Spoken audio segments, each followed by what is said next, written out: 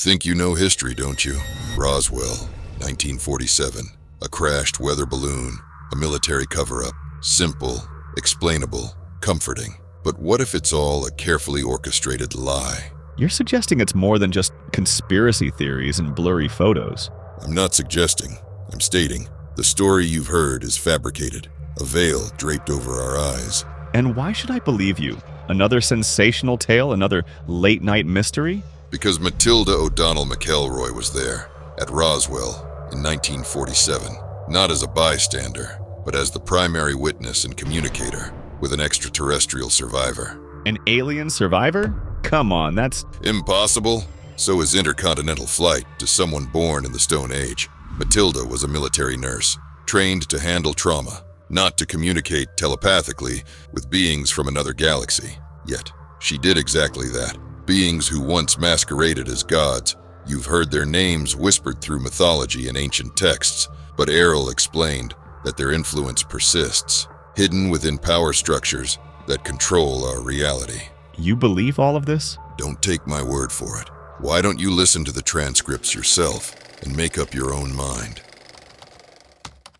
Dear Lawrence, I'm writing to you on my old Underwood typewriter, the same one I purchased shortly after being discharged from the Army. It somehow feels fittingly ironic given the extraordinary nature of this letter and the documents enclosed. It's been about 8 years since our last conversation, when you interviewed me briefly by phone. At that time, you asked for my assistance researching your book, The Oz Factors, suspecting I might possess knowledge regarding extraterrestrial influence on Earth's history. I told you then that I had nothing I could share. Since our conversation, I've read your book and found it profoundly insightful. Clearly, you are someone who can truly grasp the depth of my experiences. Your mention of the philosopher's quote, "With great power comes great responsibility," has remained with me. While power itself hasn't influenced my decision,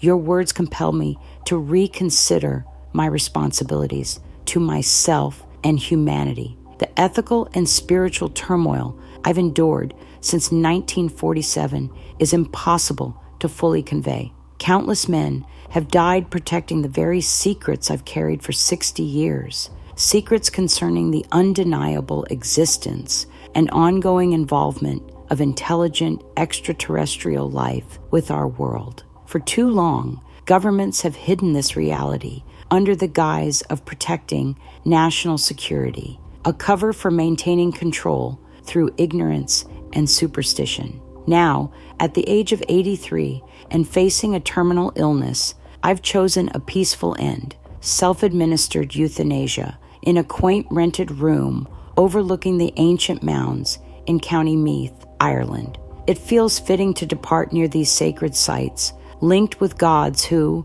I believe, are intimately connected to the very truths revealed in these documents. Included are original notes and transcripts from my interactions with the surviving alien from the Roswell incident. Unknown to anyone else, I've kept these hidden for decades, believing the responsibility entrusted to me by those in power was righteous. Now, I see clearly the selfishness and injustice in concealing such critical truths.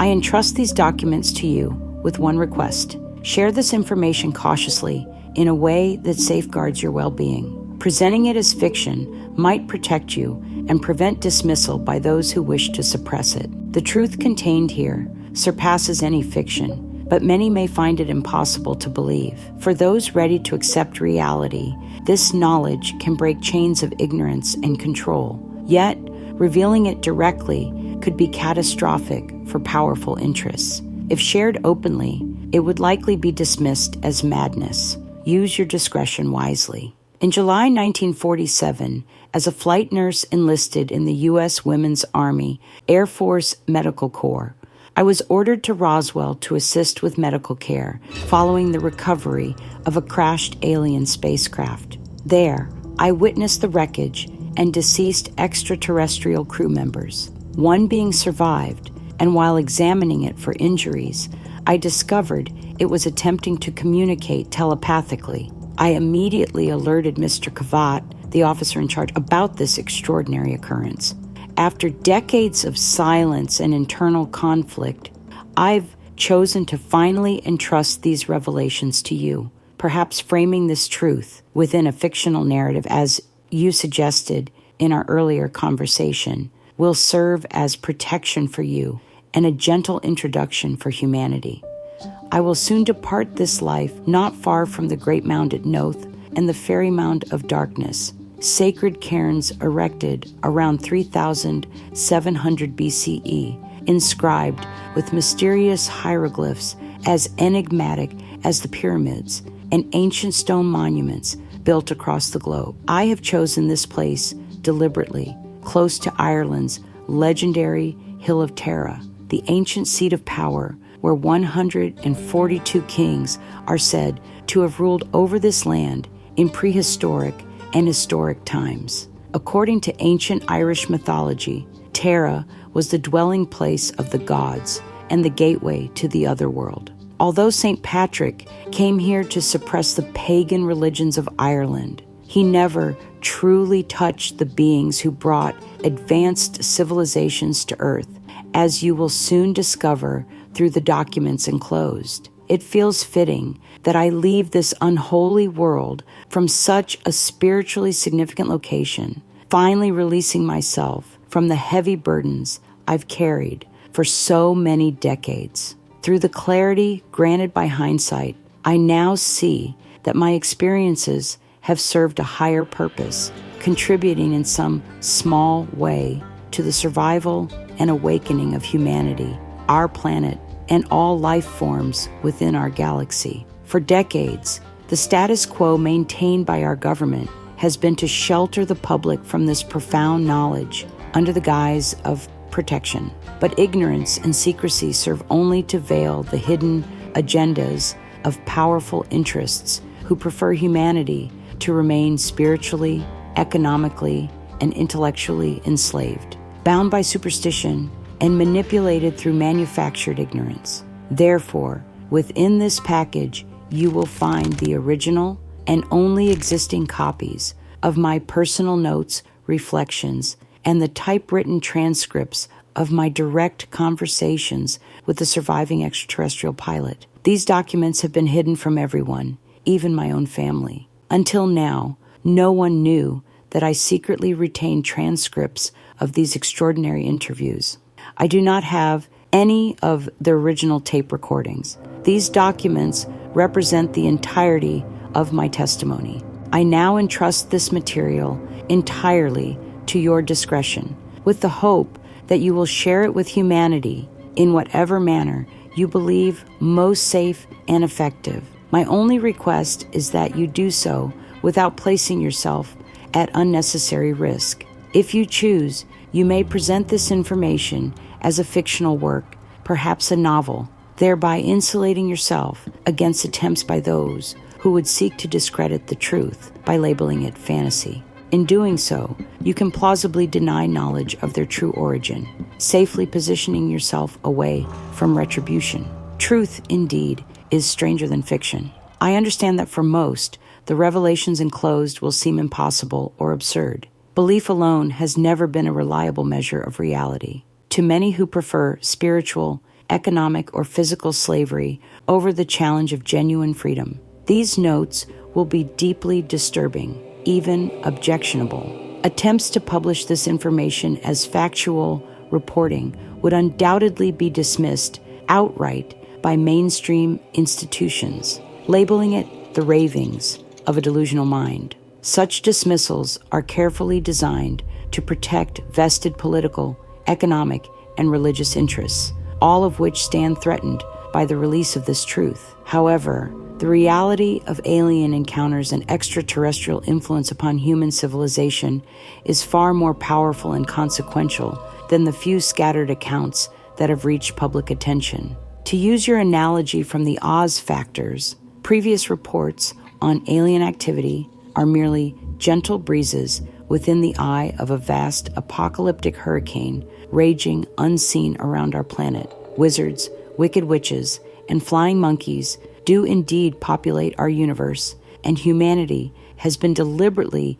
kept ignorant of their presence. This information, long suspected and endlessly debated, has consistently been suppressed by academia, the media, and the military-industrial complex, the very shadow power structure President Eisenhower explicitly warned us about. As you undoubtedly recall, July 1947, the Roswell Army Airfield issued a press statement claiming that personnel from the 509 bomb group had recovered a crashed flying disc near Roswell, New Mexico, an announcement that immediately sparked intense worldwide interest. Yet shortly thereafter, Major Jesse Marcel's remarkable find was quickly dismissed by military command as merely the remnants of a weather balloon. The truth of that incident has been aggressively concealed by the U.S. government ever since. What few people know is my own direct involvement in that historic event.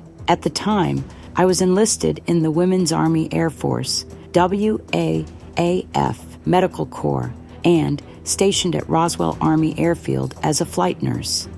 Upon news of the crash, I was ordered to accompany Mr. Cavett, the county intelligence officer, to the site as both his driver and a medical assistant, should survivors require care. Thus, I personally witnessed the crash site and saw firsthand the wreckage of an extraterrestrial spacecraft and the lifeless bodies of several alien crew members. More importantly, I learned at the scene that one of the beings had survived the crash, conscious and remarkably uninjured. This surviving alien differed subtly from the others and appeared responsive, but did not communicate verbally or by recognizable gestures.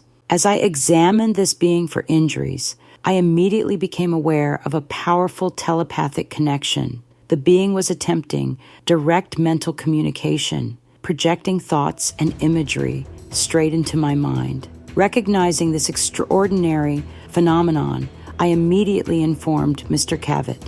After consulting with senior officers, it was decided that I should accompany the alien survivor back to the base, as I appeared uniquely able to communicate telepathically. Moreover, my presence, a nurse, a woman, and unarmed, was considered non-threatening and conducive to gaining the being's trust. From that moment, I was assigned permanently to remain with and interview the alien pilot, whom I later came to know as Errol. I served as Errol's communicator, interpreter, and companion, faithfully recording our telepathic interactions and carefully documenting answers to a battery of questions supplied by military and intelligence officials. During this time, Errol underwent numerous medical and scientific examinations by government personnel, during which I remained present. To reflect the classified nature of my assignment,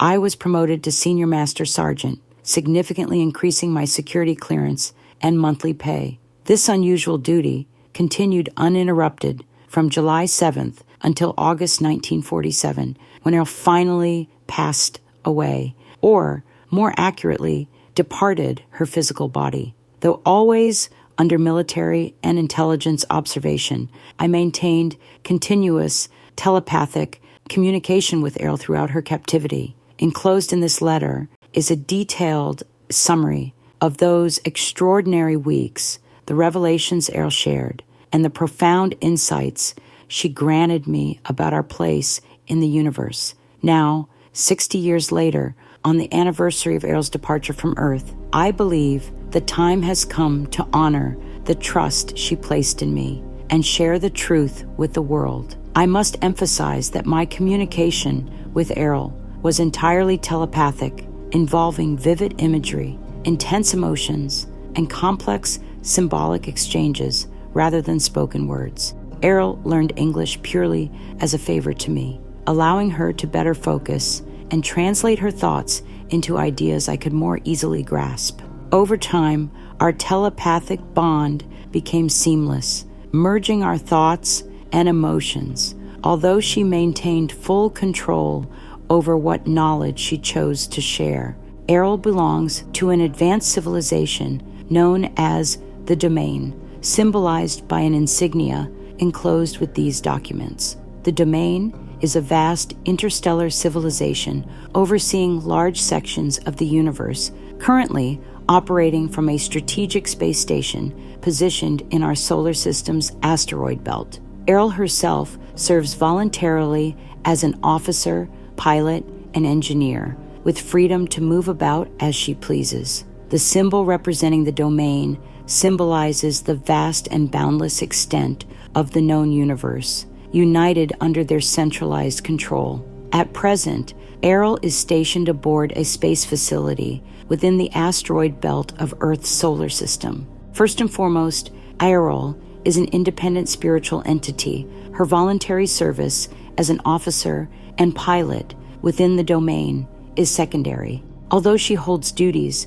and responsibilities in her role, she retains freedom to come and go at will. I implore you to accept this information and disseminate it widely. My intent is never to endanger you by entrusting these documents to your care, nor do I realistically expect unquestioned belief. Nevertheless, I sense you will appreciate the profound significance this knowledge holds for those brave enough to face it. Humanity urgently needs answers to the fundamental questions contained herein. Who are we? Where did we originate? What is our purpose on Earth? Are we alone in the universe? If intelligent extraterrestrial civilizations exist, why haven't they openly contacted humanity? It is crucial that people recognize the peril facing both our spiritual and physical survival should we fail to respond effectively to the long-term, pervasive influence of alien intervention on Earth. Perhaps the knowledge enclosed here will become a stepping stone toward a brighter and freer future. My hope is that you can approach the dissemination of this information with greater creativity, courage, and resourcefulness than I was able to muster. May the gods watch over you and protect you. Sincerely, Matilda O'Donnell MacElroy Sr., Master Sergeant, Women's Army Air Force Medical Corps, retired, 100 Troytown Heights, Navan, County Meath, Ireland. By the time Errol was brought back to the base, I had already spent several hours with her. Mr. Cavett instructed me to remain with the alien, since I alone appeared capable of understanding her telepathic communications. Up until that moment, I'd never experienced anything remotely telepathic. The communication was intensely direct, far beyond the intuitive understanding one might have with a child or a pet. Clear, vivid, and powerful, yet entirely nonverbal. Initially, I struggled to accurately interpret Errol's thoughts, as she deliberately avoided discussing technical details due to her obligations as a domain officer. Much like any soldier captured behind enemy lines, Errol had an inherent responsibility to safeguard confidential information, and I respected her for it. Despite this, I never sensed deception from her. On the contrary, her communications always felt genuine, earnest, and transparent. Yet, of course, absolute certainty remains elusive in matters such as these. A unique bond quickly developed between us, grounded in mutual empathy and trust, much like the caring relationship one might share with a patient or child. Errol recognized that my intentions were pure and protective. I genuinely cared for her welfare. Although I refer to Errol as female, she had no physical gender, neither psychologically nor physiologically. Her presence carried a distinctly feminine energy and demeanor, yet her form was entirely asexual, with no reproductive organs or internal biological systems. Physically, Errol resembled a delicate humanoid figure about 40 inches tall. Her disproportionately large head featured enormous, penetrating eyes, capable of perceiving far beyond the human visual spectrum. She had no nose, mouth, or ears, an unnecessary design, since her form did not require oxygen or food, and space provided no medium for sound. Her body had 3 slender fingers on each hand and prehensile feet, suited to the zero-gravity environment in which she typically operated. Instead of biological organs, her body was composed of a sophisticated internal circuit-like network, animated directly by her spiritual essence. From a human perspective, Errol's form might seem eerie, yet I soon became comfortable with this remarkable being. Before our initial formal interview, the facility transformed overnight into a buzzing hive of military and scientific activity. Equipment, including film cameras, microphones, and recording devices, were installed, although the microphones seemed unnecessary given Errol's telepathic nature. Specialists, linguists, cryptographers, psychologists, medical personnel, and government officials had arrived to oversee and analyze our interactions. Ironically, despite all these experts, only I, an ordinary nurse, could comprehend Errol's mental transmissions. During our first official session, I posed a prepared series of questions. Errol's responses, though succinct, were astonishing. She confirmed she was uninjured, required no sustenance, harbored no biological contaminants, and represented an advanced, powerful civilization known as the Domain. Her spacecraft had crashed due to an atmospheric electrical discharge while investigating nuclear explosions. Her people communicated entirely through telepathic thought, operated their craft mentally, and held no immediate interest in official contact with Earth's leaders, viewing Earth as a small, damaged, yet strategically valuable planet. Errol described her civilization's homeworld as centrally positioned within a massive cluster of galaxies, thriving for trillions of years in structured order, wisdom, power, and continuous advancement. When asked about God, Errol implied that such concepts are self-created, maintained by collective agreement, and thus irrelevant to her people's advanced perspective. Her pride and confidence in her civilization were unmistakable, asserting they were superior and highest among countless intelligent species populating the cosmos. When I reported these initial findings, excitement quickly gave way to frustration among the military officials who demanded greater clarity. Subsequent attempts to communicate with Errol in the presence of observers failed completely, leaving officials skeptical and irritated. Even highly regarded psychics and clairvoyants, flown in specifically for the task, failed to establish contact. It became clear Errol trusted only me, and only when we were alone. After the initial session, I received a new list of questions prepared by an increasing number of agents, government officials, and military personnel now arriving at the base. I was informed that several others would join me in the interview room, intending to prompt me into obtaining more detailed responses from the alien. However, the moment I attempted to communicate with Errol in their presence, I felt nothing.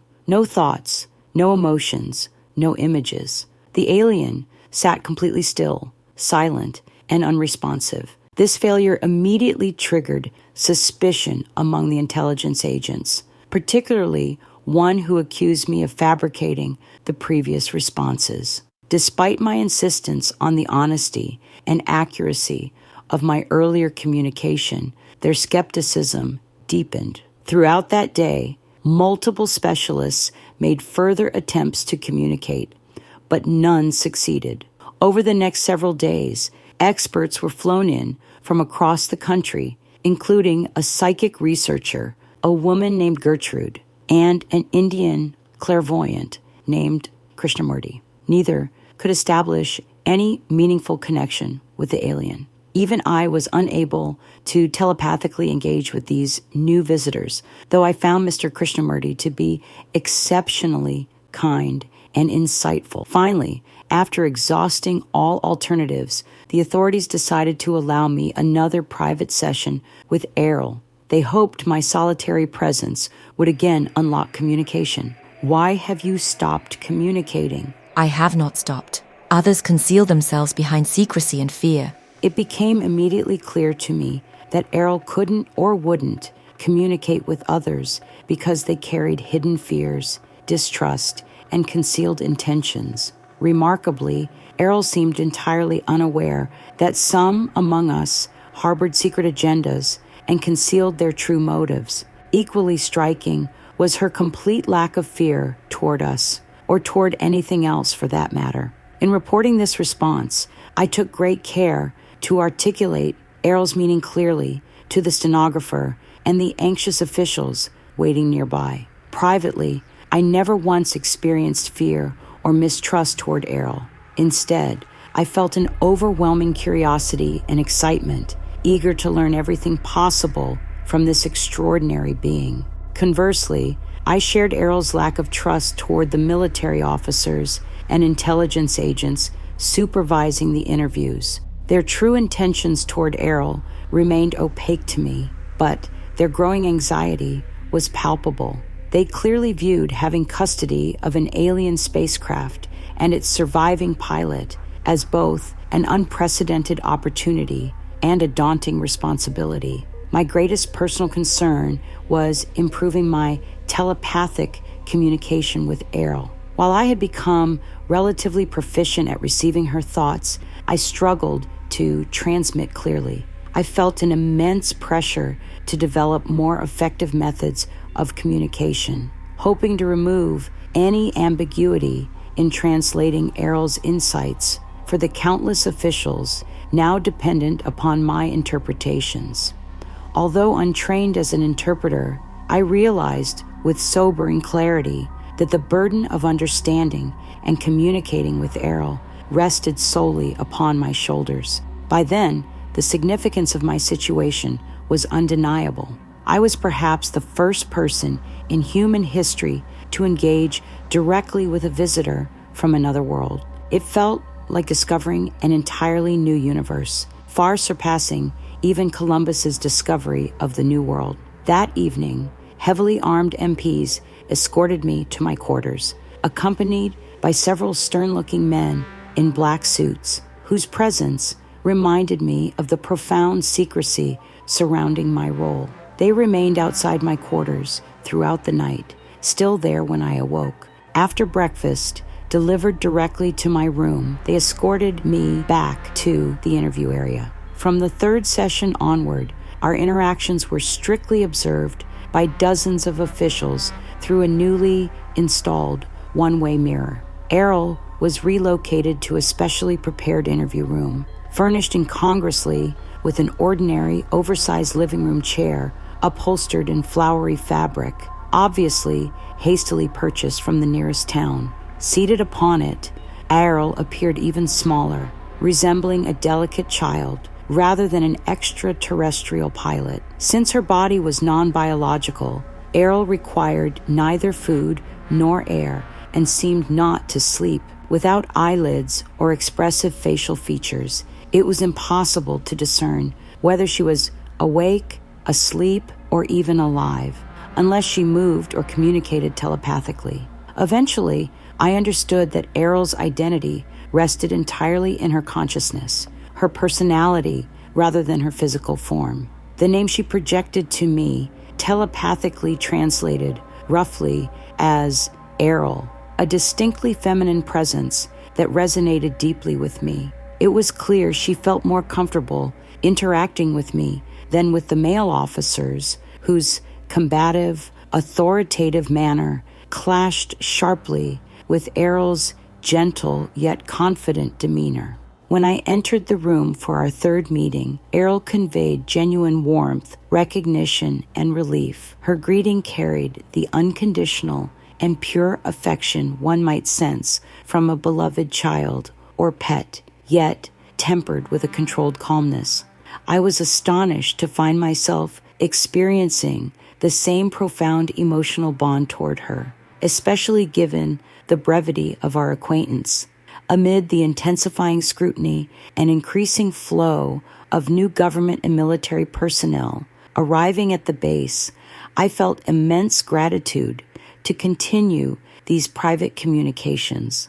Yet it was clear from the nature of the newly prepared questions that my superiors now desperately wanted direct contact with Errol without relying solely on my interpretations. Can you read or write any Earth languages? No. Do you understand mathematics or numbers? Yes, I am an officer, pilot, and engineer. Can you communicate using symbols or pictures that we could translate into our language? Uncertain. Is there any other method or means you could use to clarify your thoughts? No. Though Errol's answers seemed limited, I felt certain she withheld information intentionally. Like any captured soldier, she would disclose only basic, non-sensitive information, essentially her name, rank, and serial number. In the second session that same day, I asked, "Can you identify the star of your home planet on a map?" No. I sensed strongly this refusal was deliberate,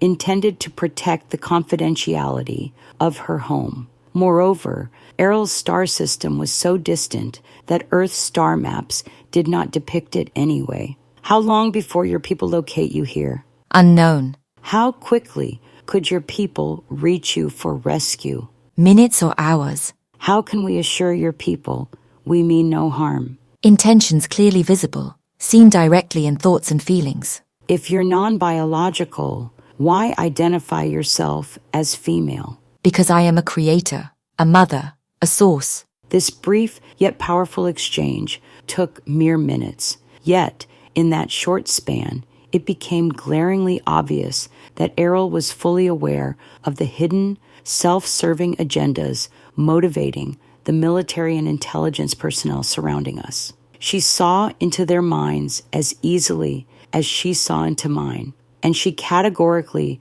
refused to cooperate with those whose intentions were dishonest or manipulative. Given her non-biological nature, I also knew that no earthly coercion, no threat, torture, or pressure could compel Errol to surrender information she wished to protect. When I presented Errol's latest responses, particularly her refusal or inability to clarify her intentions, my superiors erupted into heated arguments. Intelligence officers, military commanders, psychologists, and language specialists debated vehemently for hours, unable to reach consensus or clarity on how to proceed. Eventually, they agreed to allow me one final attempt to question Errol, provided she gave an acceptable answer to a single, crucial question. What assurance or proof do you require from us that would make you feel safe enough to fully answer our questions?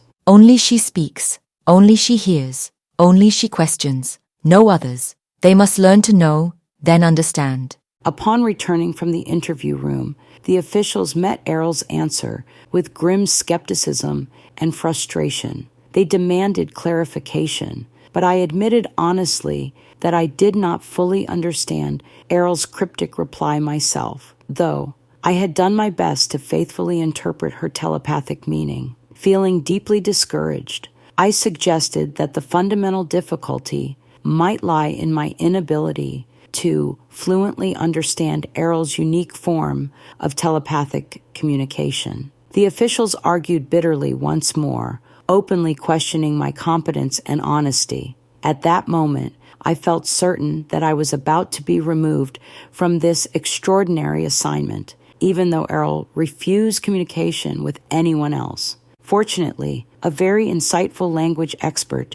named John Newble, a Japanese linguistics specialist from the Navy, intervened with a brilliant explanation and practical solution. He explained that the communication barrier was not due to Errol's inability to communicate, but rather her unwillingness to do so with anyone other than me. He emphasized that true communication demands a shared language with precisely defined meanings. Drawing parallels from his experience with the complexity of Japanese, he noted that without a common symbolic framework, written characters that clearly define meanings, understanding remains superficial, like communication between a human and a pet. Thus, he concluded we had only two viable options. Either I learn Errol's telepathic language or Errol learns English. Realistically, only the second choice was practical. He suggested I persuade Errol to learn English through a structured,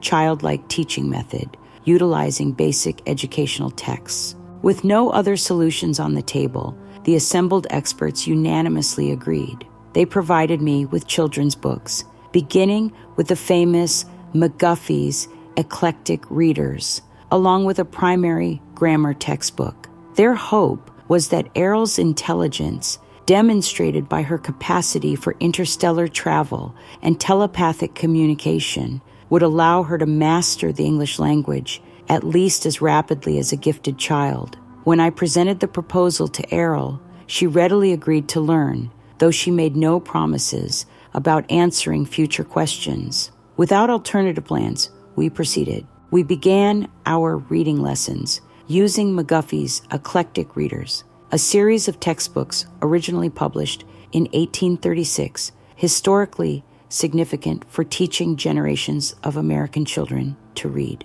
Although I was a nurse, not a teacher, the language specialist spent an entire day instructing me on effectively using these books. McGuffey's method began with memorizing alphabet letters and their phonetic sounds, systematically building from simple words to more complex sentences. Each lesson included clear illustrations and wholesome narratives about everyday life, relationships, morality, and virtues such as honesty, charity, diligence, courage, and reverence. Although the books seem somewhat old-fashioned by modern standards, their moral clarity and precise vocabulary deeply impressed me, revealing how much linguistic richness we have lost over time. Seated beside Irel in the interview room, I read each lesson aloud, guiding her visually through the words with my finger. Despite lacking a mouth to pronounce words, Irel absorbed every sound, syllable, and meaning rapidly. Our sessions extended for 14 hours daily over 3 consecutive days, interrupted only by brief rest periods and meals. For myself, as Errol required neither rest nor sustenance. Remarkably, each morning I returned to find Errol had fully memorized the previous day's material and advanced several lessons ahead. Her comprehension accelerated exponentially until my presence became unnecessary. Though physically voiceless, Errol soon began projecting thoughts to me clearly in English. At that point, my role shifted to providing her with reference materials. I showed Errol how to use a dictionary, which she eagerly consulted from that moment onward. Soon after, Mr. Newble delivered a complete set of the Encyclopedia Britannica, which Errol immediately devoured, particularly appreciating its rich illustrations. Recognizing the value of visual context, she requested numerous additional picture books and illustrated reference texts. Within days, libraries nationwide sent hundreds of volumes covering a vast range of topics. Errol methodically studied astronomy, engineering, metallurgy, mathematics, and other highly technical subjects well beyond my comprehension. Eventually, she expanded her interests into fiction, novels, poetry, and classic literature. Most intriguing to her, however, were books on human history, archaeology, and the humanities. Within a short time, she had thoroughly explored at least 50 volumes dedicated to human civilization, clearly seeking a deeper understanding of Earth's culture, beliefs, and historical context. As our interactions deepened, roles naturally reversed. Errol became the teacher, and I her eager pupil. I was about to receive knowledge unavailable to humanity at large, profound insights hidden from human view for ages. Meanwhile, the team of scientists and agents, whom Errol and I had begun privately referring to as the Gallery, grew increasingly frustrated by Errol's continued refusal to answer their prepared questions. Despite constant pressure, Errol resolutely refused to engage any inquiries prompted indirectly by them. Instead, she set the agenda for our discussions. Late in the afternoon of our 16th day together, Errol finished reading a book, placed it aside, and calmly turned her attention to me. Sensing the shift, I paused, about to hand her another book. She spoke telepathically, clearly and directly. I am ready to speak now. Surprised yet eager, I signaled for her to continue. She began her first true lesson. I am part of the Domain Expeditionary Force. assigned to this sector of space for thousands of years. My last direct interaction with Earth's inhabitants occurred in approximately 5965 BCE. As an officer, pilot, and engineer, my primary duties rarely involve direct engagement with planetary populations. I am proficient in 347 languages used throughout the domain, but until now, I had no exposure to your modern English language. The last Earth language I knew intimately was the Sanskrit of the ancient Vedic hymns. At that time, I was involved in a mission investigating the loss of a domain base hidden deep within Earth's Himalayan mountains, a base destroyed millions of years ago. During that mission, my team interrogated humans who reported frequent sightings of aerial vehicles, confirming that remnants of the old empire still existed undetected within your solar system. This discovery was unexpected, even alarming. She emphasized that humanity consisted entirely of immortal spiritual beings. She called them Is-Bees, beings whose true nature was timeless, eternal, and existing solely by virtue of their own awareness. At first, I struggled profoundly with this concept until Errol gently demonstrated her meaning. In an instant, at her urging, my perception shifted dramatically. I found myself outside my body, viewing myself from above. Shocked yet deeply moved, I finally understood. My true essence was not my physical body, nor even a mortal soul, but an immortal spiritual being, an Is-Bee, just as Errol described. This extraordinary realization profoundly changed our relationship. From that moment onward, I felt I had transcended my role as mere interpreter. Errol had become more than an alien visitor. She was now my trusted teacher, a kindred spirit, guiding me into realms of understanding I had never imagined possible. As our lessons continued, Errol began unfolding Earth's ancient history, our solar system's mysteries, and the vastness of the cosmos from the astonishing perspective of the domain. My instruction with Errol continued throughout the night, lasting until dawn the following morning. Her revelations astonished, overwhelmed, and profoundly unsettled me. The knowledge she imparted challenged every belief I'd held and every truth I'd been taught. Never in my wildest dreams or my darkest nightmares had I imagined anything like what she revealed. The next afternoon, after sleeping, showering, and eating, I was summoned to provide a detailed briefing to the assembled members of the gallery. As usual, a stenographer was present to transcribe every word, and several men questioned me extensively, pressing for clarification of every detail. I constantly felt the immense pressure to convince Errol to cooperate further. But despite my assurances to them, 3 patterns emerged clearly and repeated every day thereafter. Errol steadfastly refused to respond to any questions that she sensed had originated from the gallery. She continued to instruct me exclusively according to her own agenda, choosing her topics independently. At the end of each day, Errol provided me with a new list of specific subjects she wanted to explore. I delivered this list to the gallery, and by morning, Errol received a large stack of materials, books, magazines, and reference articles, which she would study intensively while I rested. Before you can truly understand history, you must first grasp the nature of time itself. Time is merely an arbitrary measurement used to describe the movement of objects through space. It is neither absolute nor linear. Rather, it depends entirely on one's point of view as an immortal spiritual being, an Is-Bee, perceiving physical reality. When an Is-Bee views an object, the perceived distance between them and that object is what you call space. But space itself does not extend in straight lines as humans commonly imagine. Rather, objects and energy masses move through space in curving, cyclical, or even apparently random patterns, shaped by mutual agreements, intentions, or natural laws agreed upon by Is-Bee. History is not the linear sequence of events that Earth's historians describe.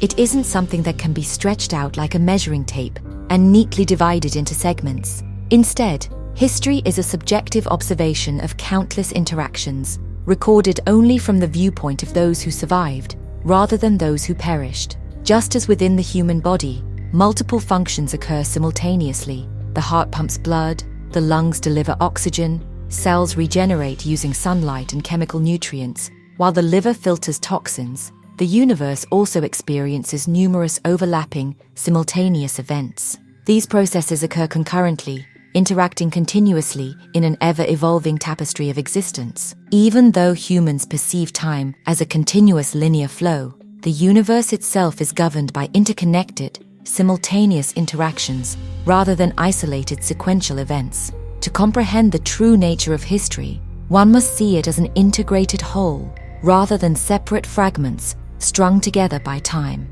Errol further explained that as bees, immortal spiritual beings, have existed since before the universe itself took form. These beings are immortal precisely because their existence does not depend on physical creation or destruction. They simply exist, independent of birth and death, existing purely by their own determination. Each is-bee is entirely unique, possessing individual identity, power, awareness, and capability. Errol emphasized the primary difference between herself and Earth's inhabitants is her ability, and that of other domain officers, to enter and leave their artificial bodies at will, perceiving beyond the limitations of physical matter and space. As in, Errol is not bound by physical dimensions.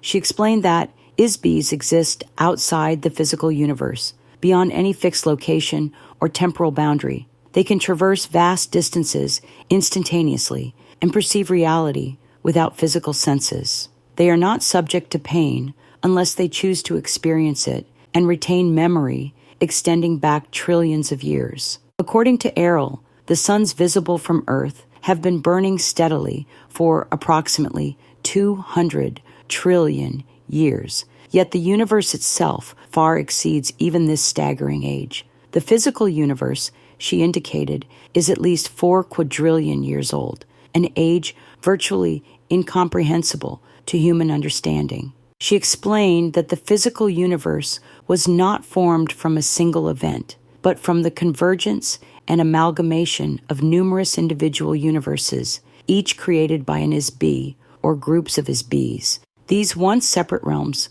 merged through intention or conflict, gradually solidifying into the tangible universe we inhabit today. Long before the current universe became physical, reality existed purely as illusion, an elaborate magical tapestry conjured by is-bees themselves. Many humans, Errol noted, retain vague memories of this earlier existence, manifested as myths, legends, fairy tales, and dreams, stories of magic, sorcery, and miraculous phenomena passed down through generations. Each is-bee entered the physical universe either willingly, joining together to explore or conquer it, or unwillingly, when their original non-physical realities were overwhelmed and absorbed by expanding universes. On Earth, this transition is particularly difficult to trace clearly, as human memory of our origins has been intentionally erased. In fact, Earth's is-bees arrived at vastly different periods, some as long as 60 trillion years ago,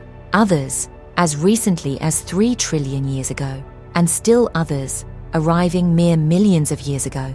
The memory loss of these immortal beings compounds the difficulty of tracing precise historical events or understanding Earth's true heritage. This foundational insight about the nature of time, reality, and spiritual existence was only the beginning of the vast hidden history Errol was about to reveal. The implications were profound, unsettling, and deeply transformative, reshaping forever my understanding of humanity and our place in the universe.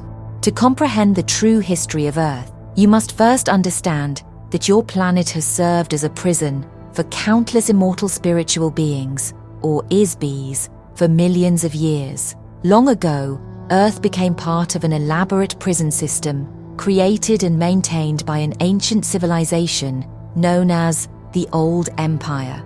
Although the exact duration of this imprisonment is unknown, it spans millions, perhaps billions of years. Earth's inhabitants, these is-bees, have their memories continually erased between lifetimes through a sophisticated network of amnesia-inducing traps electric shock systems, and hypnotic conditioning. When an ISB's physical body dies, the being leaves its host and is immediately detected by the old Empire's electronic force screens.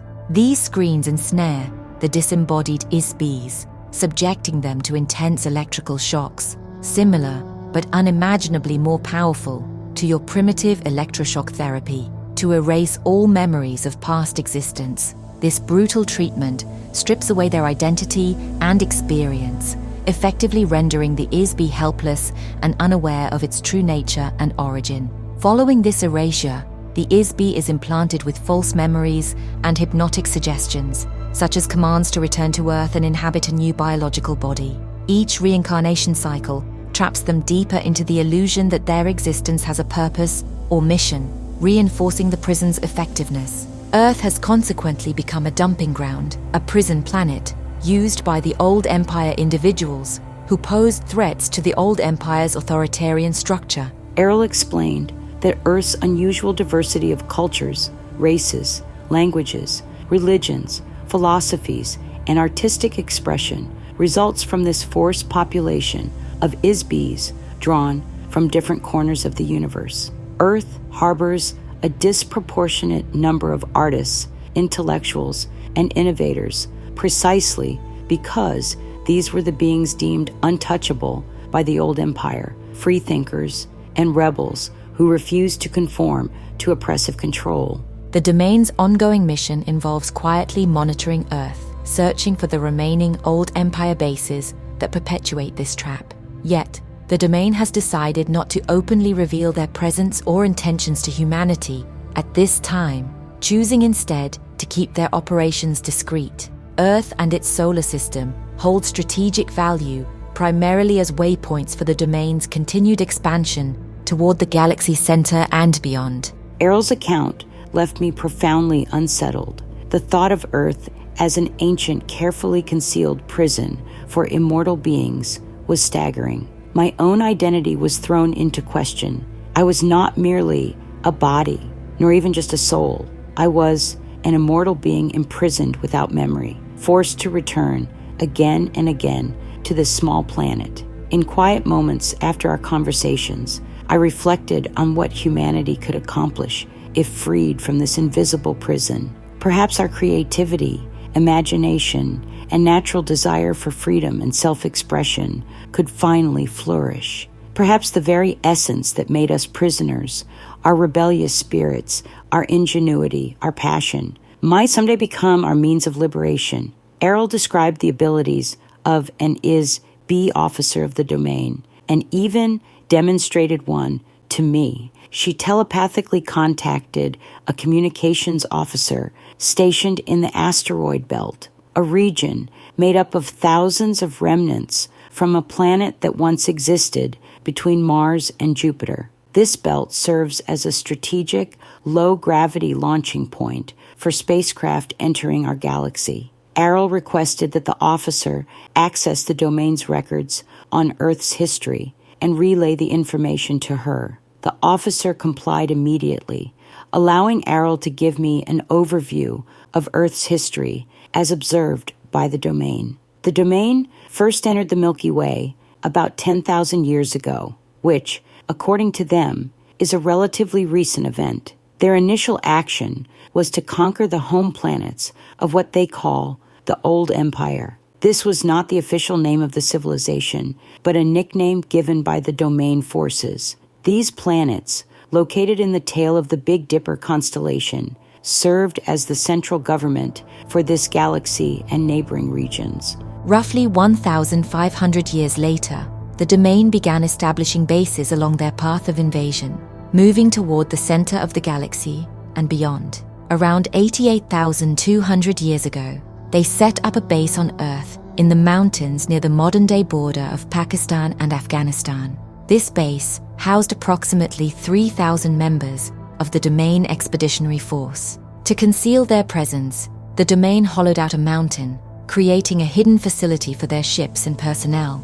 A sophisticated electronic illusion projected an image of the original mountain, masking the entrance. Ships could pass through an energy field unseen by human eyes. However, Not long after their arrival, the base was ambushed by a surviving military force from the old empire. The domain was unaware that the old empire still operated a hidden underground base on Mars. The attack wiped out the domain's presence on Earth, and their ISB officers were captured. Determined to recover their personnel, the domain sent additional forces, but these crews were also attacked. Captured ISBs from the domain faced the same fate as all other ISBs brought to Earth. They were subjected to memory erasure. Their minds were wiped clean, false memories were implanted, and they were condemned to inhabit human bodies, oblivious to their true identity. Many of these lost ISBs remain part of Earth's human population to this day. The domain launched a thorough investigation into these disappearances and eventually discovered that the old empire had maintained a vast, hidden network of operations in this sector of the galaxy for millions of years. The extent of their influence was staggering. For centuries, the domain clashed with the old empire in space battles within our solar system. This ongoing conflict continued until 1235 AD, when the last old empire spacecraft in this area was destroyed. However, even after their military defeat, much of the old empire's control mechanisms remained intact. 1,000 years later, in 1914 AD, a significant breakthrough occurred by accident. While conducting routine reconnaissance on Earth, a domain officer took control of the body of Archduke Franz Ferdinand of Austria. The officer, possessing greater spiritual power than the human host, displaced the Archduke's consciousness and assumed control of his body. The goal was to gather intelligence on Earth without raising suspicion. However, the officer was unaware of the intense political tensions surrounding the Habsburg dynasty. Caught off guard, he was assassinated by Gavrilo Princip, a Bosnian nationalist. The sudden gunshot jolted the ISB out of the body, disorienting it. In its confusion, it accidentally penetrated an old Empire Force screen, an invisible electronic barrier designed to detect and capture ISBs. The officer was instantly seized and subjected to the brutal memory-wiping process used by the old empire. The domain later discovered the existence of a massive electronic force field that had been controlling ISBs in this part of the galaxy for untold millennia. Any ISB that attempts to escape is ensnared in an energy net and subjected to severe brainwashing. The process involves a colossal electrical shock, far more powerful than any electroshock therapy used by Earth psychiatrists. While Earth-based shock treatments use a few hundred volts, the old Empire's version operates at billions of volts. This effectively erases an ISB's entire memory, not just of its current life, but of all past experiences across eternity. After the memory wipe, hypnotic commands are implanted, programming the ISB to forget everything. The ISB is then conditioned to believe it has a purpose on Earth and is sent back to inhabit a new body, repeating the cycle indefinitely. The concept of heaven and the afterlife is a fabrication, part of the hypnosis used to keep ISBs trapped. Upon death, the ISB is drawn to a light and instructed to return for another lifetime of servitude. This deception has turned Earth into a prison planet, where souls are recycled endlessly without knowledge of their true nature.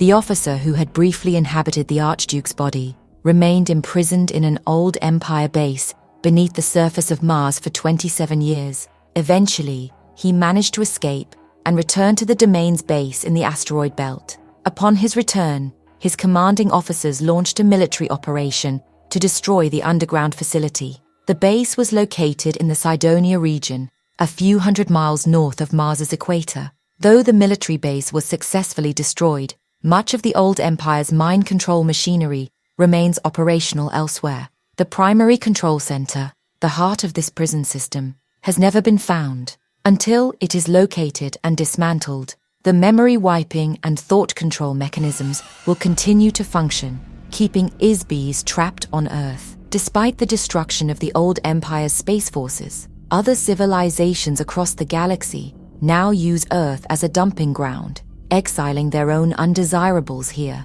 This explains Earth's extreme diversity of cultures, races, languages, and beliefs, far beyond what is seen on other habitable planets. A normal Sun Type 12, Class 7 planet usually hosts only one humanoid species, if any. But Earth is unique, a chaotic, overcrowded repository of countless exiled souls, all manipulated and controlled by an invisible system designed to keep them ignorant of their past. The domain continues to monitor Earth, but has yet to locate or dismantle the vast network of devices that sustain the prison planet system.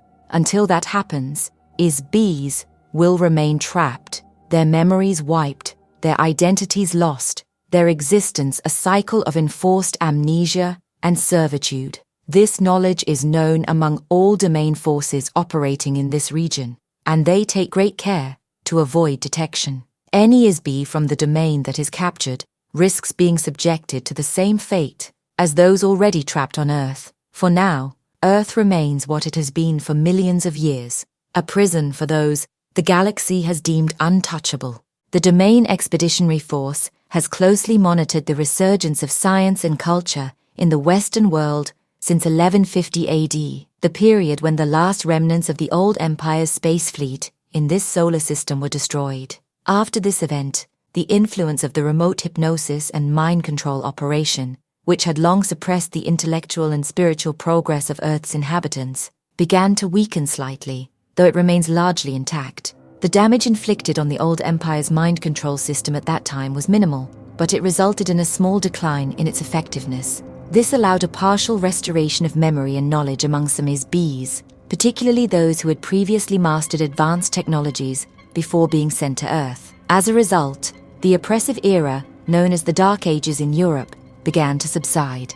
With the gradual weakening of these control mechanisms, some of the greatest scientific minds in history began to remember and rediscover knowledge that had already existed in their past incarnations. This explains why figures such as Sir Isaac Newton were able to single-handedly reinvent and formulate fundamental principles of science and mathematics in such a short span of time.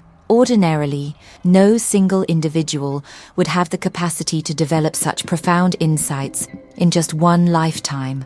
The reality is that these individuals were merely recalling fragments of knowledge they already possessed before their forced reincarnation on Earth. If the amnesia mechanisms imposed by the old Empire could be completely broken, all IS-Bs would regain full memory of their vast experiences and technological expertise accumulated over trillions of years. However, while technological advancements have accelerated over the past few centuries, spiritual and ethical progress has not kept pace. The behavior of IS-Bs on Earth remains deeply flawed, largely due to hypnotic commands implanted between lifetimes and the chaotic mixture of exiled beings. The primary function of the prison system is to keep IS-Bs trapped on Earth indefinitely. Ignorance, superstition, and perpetual conflict are deliberately maintained to ensure that the imprisoned population remains disoriented and powerless. The wars,